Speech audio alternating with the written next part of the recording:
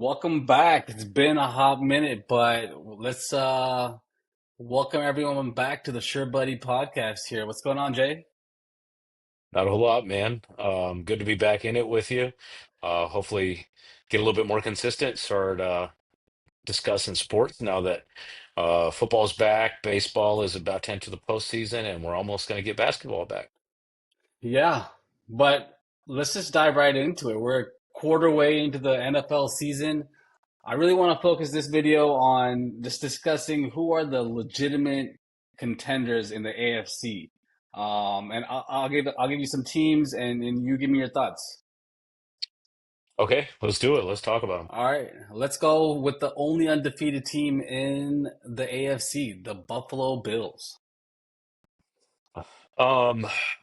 Man, I'd love to have like a grabby take that's like, interesting. Um, was that Blades of Glory line? It was like, it's controversial. It gets the people going. Uh, There's nothing like that for the No, Bills. You guys are just boring, bro.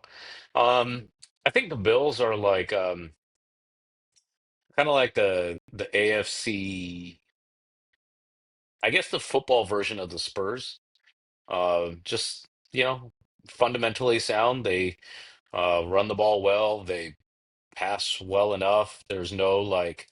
Um there's no like Kobe Bryant's on, the receiving core, or, the other skill positions aside from the quarterback. Um, don't play a ton of defense, but they just managed to get it done. I know that you're like in your feels about the recent performance against the Saints. I just don't think that again, the basketball analogy of being a Laker fan, like I'm used to seeing my team play down to the competition or play up to the competition given the week. So, if you're looking for blowouts on the way to, potentially your first championship, you're not going to get that from this squad. I do have like a two main concerns for me are that there's no standalone, clear cut playmaker for the team in the receiving core.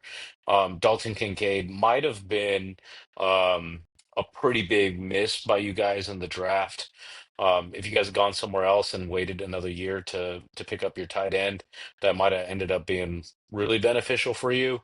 Um, and then, just Keon Coleman, Khalil Shakir, these guys are all guys. I actually was really hot on Josh Palmer coming into the season. I thought he was going to be like, um, yeah. your ace, but it doesn't look like that's going to materialize. So I'm not too worried about the offense. I feel like Josh has proven that he can carry an offense with the running game being so strong. I think that you play action off of that. I think that the offense will be fine. I mean, they scored 30 points every game this season, so I'm not worried about the offense. It's that defense right now. Until the I conference think championship game. I mean, they still score a bunch of points against the Chiefs. Against everyone, they score points. That's not the problem. It's just the problem is the defense. I mean, even the losses to the Chiefs in the playoffs, it wasn't on the offense. The offense put up 30 points, 20, high 20 points. It's the defense is where it's got to really step up. I'm hoping, I mean, right now they got a couple injuries to some key players, but I mean, even when they were playing in week one against the Ravens, I mean, Derrick Henry ran up and down that defense. It's not pretty. So I think that's the biggest hole for them. Let me ask you something. What do you think the chances are? Because you guys don't really do this kind of thing. I'm just going to throw a name out there, but the name doesn't really matter. What are the chances before the end of the season you guys make a trade for someone like Max Crosby? I doubt it. They can't afford it. They have zero cap space. Like even with any restructures, I think it's be almost next to impossible to do. Where's all your cap space going besides Josh? Uh, there's Bosa. They Oh, just that's right. paid That's right. Benford. They just paid Terrell Bernard. They did Shakir, I thought Josh the Palmer.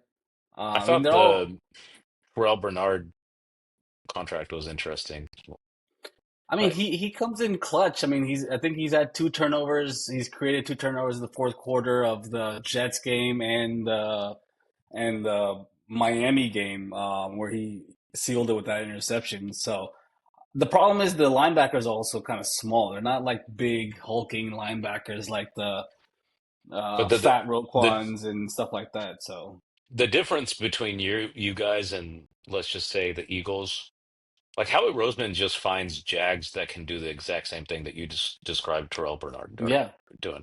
Zach Bond and Jahad Campbell. I mean, they're big linebackers, and they can, they can stuff it up in there. So, What? um, yeah, Cooper DeJean too. Like, I mean, they just draft yeah, well, they hit. second round. Like we were talking about this the other day. You just got to hit on your drafts, your draft picks. Speaking of draft picks, we had a big debate about like Raiders, my like desire for tanking.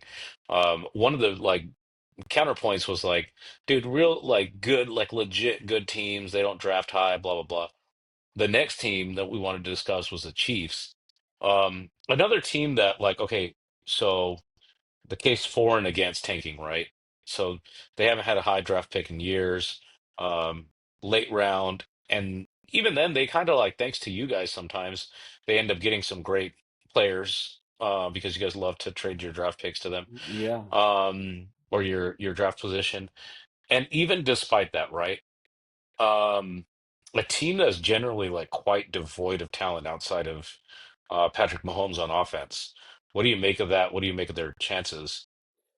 I mean, like you said, they got Worthy late round. This Josh Simmons that they got, this rookie seems like a pretty decent O line. To be honest, I think it'll go as far as their O line takes them. If they can protect Patrick, I don't see why they can't. And assuming they're healthy, they got Rice coming back, Worthy, Kelsey, Tyquan Thornton looks legit. Kelsey doesn't have to do as much if all these other receivers are doing something. When Juju got a touchdown this past weekend, and they got, in my opinion, the best coach in NFL history right there in Andy Reid. So, um, Tyquan Thornton has failed everywhere he's gone. They can't run the ball. that's the big thing. Xavier Worthy's not going to be himself all year with that shoulder injury. He lands on it like he's going to be kind of like T-Rexing balls. Um, I think their only hope really is Rasheed Rice being like a breakout all-star when he comes back, and I'm not sure that's going to happen this year. The year after an injury is never a year where like a really athletic, fast twitchy, lateral movement guy can come back and succeed and be the guy that they've been. Yeah. I mean, I don't see them going far in the playoffs. I could easily see them losing the wild card, but I could also see them making the AFC Championship again. But their biggest competition is the next team on this list is the Los Angeles Chargers. I mean, Herbert looks good. Omarion's coming on. Big good thing for them is both their left tackles. One's out for the season. One's got a high ankle sprain. Joe Alt is going to be out for a couple weeks. I think that's the biggest problem because not worried about their defense. Their defense is solid, but then the biggest thing is Chargers are going to Charger, right? That's always the issue with them. I was listening to the Ringer Fantasy Football podcast, and they said that man, like after week one or week two, they were like, the Chargers have finally graduated from being the Chargers.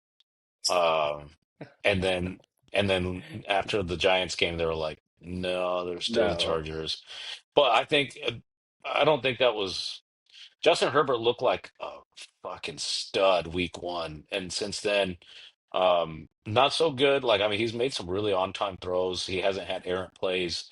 Um, he's had like his A dot has been like he's not just dinking and dunking. Pretty accurate. He's elevating Quentin Johnson to like from somebody that we thought was going to be like a huge bust.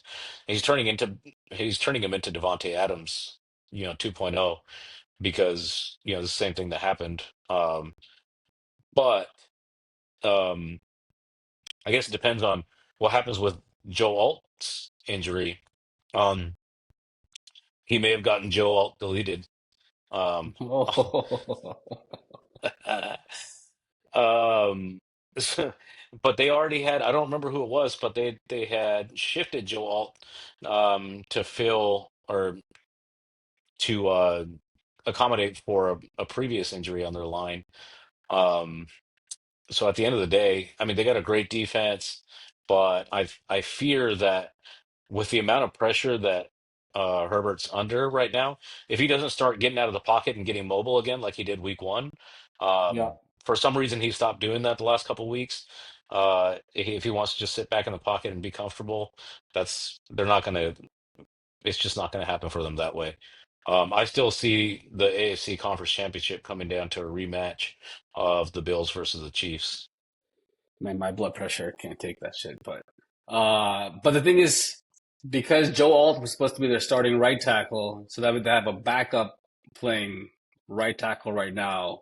Joe Alt was the backup to Rashawn Slater. He's out for the That's season right. now. That's Alt's right. out for the That's what it was, season, Rashawn Slater. and then now they have a Yeah, you third can't. string left tackle Yeah, playing there you and a can't. backup right tackle. So I that's forgot it gonna was be Rashawn Slater that went out. yeah, If you lose Rashawn Slater and Joe Alt for the season, then your season's pretty much done.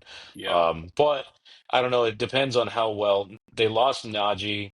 It depends. Like, are you gonna end up using um, Omarion Hampton in pass pro?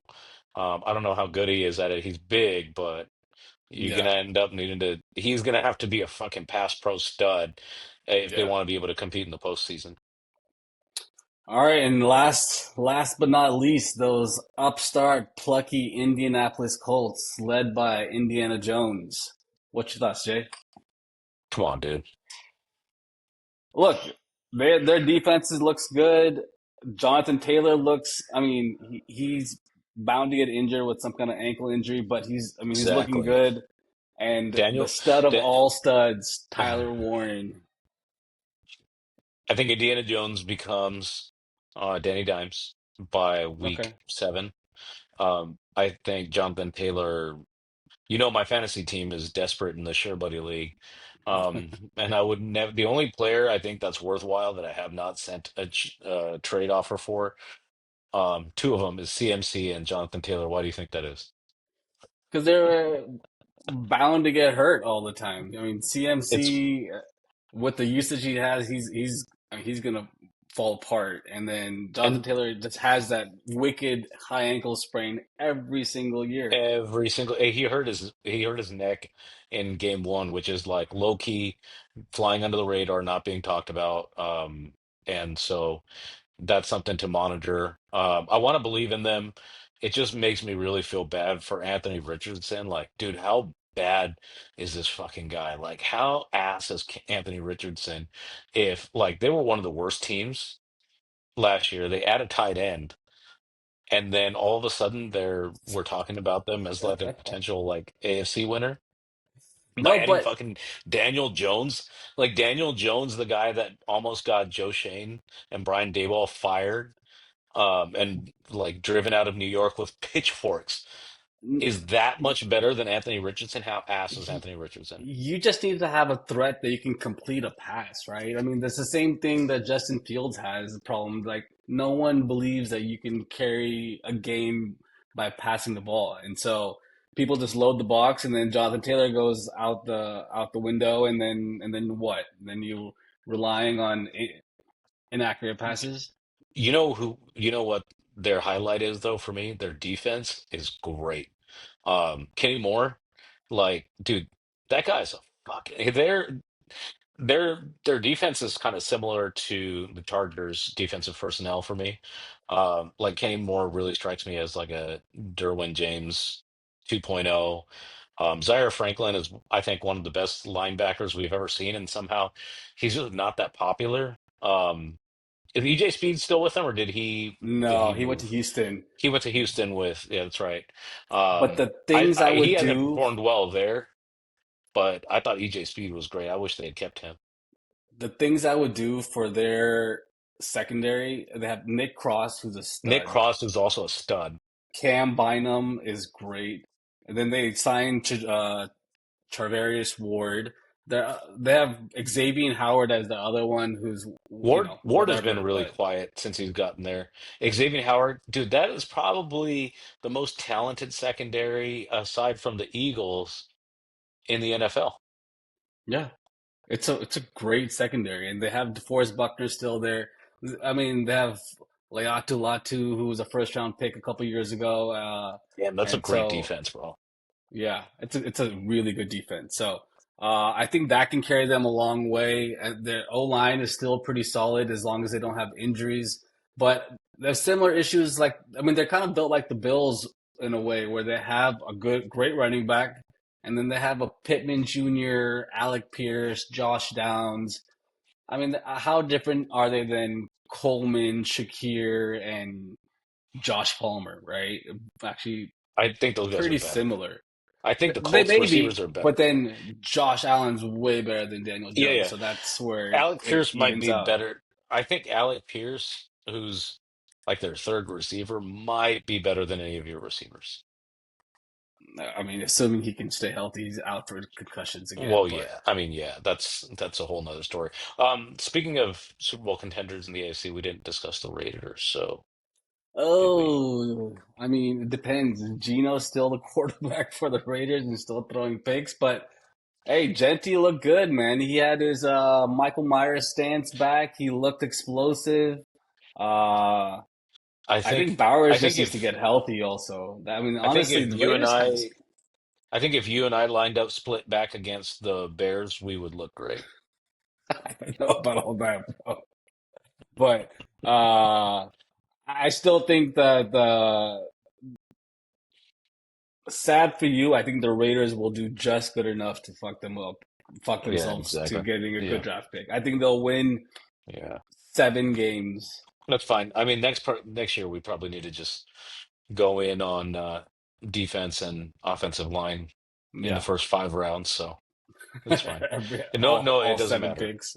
Yeah. It doesn't matter. Yeah, like I mean, you're not gonna pick. I wouldn't want a top five pick and then spend it on an O lineman or a cornerback. Okay. So, Yeah. Well, well, let's see what Brady does, right? But those are the top contenders for the AFC. I mean, I'd love to. Anyone else have anyone else that you want to consider? There's the Jaguars are doing all right. Um, Denver. I know Denver. Duval. I think Denver fans are going to be in their feelings that we didn't even talk about them, but I Who think they're gives pretty a trash, shit to be about honest. Denver Bo fans? Nix is Bo Nix is Denver's garbage, bro. Bo Nix is legit the worst quarterback right now. He looks like the worst quarterback from last year's class. Yeah, Yeah. easily. Okay. All Well, right, man. listen, sure, buddy fans, thanks so much. Please like, subscribe. I know we've been gone for a little bit. I'll start bringing you some more content. Um, this is, it's a large undertaking to get back into recording and all that stuff with life and all that stuff. But we want to chat with you. We want to talk with you. Send us your comments. Get in there. Tell us about why we ticked you off about not including your team. And we'll catch you next time. All right, man. Peace. Thanks. See ya.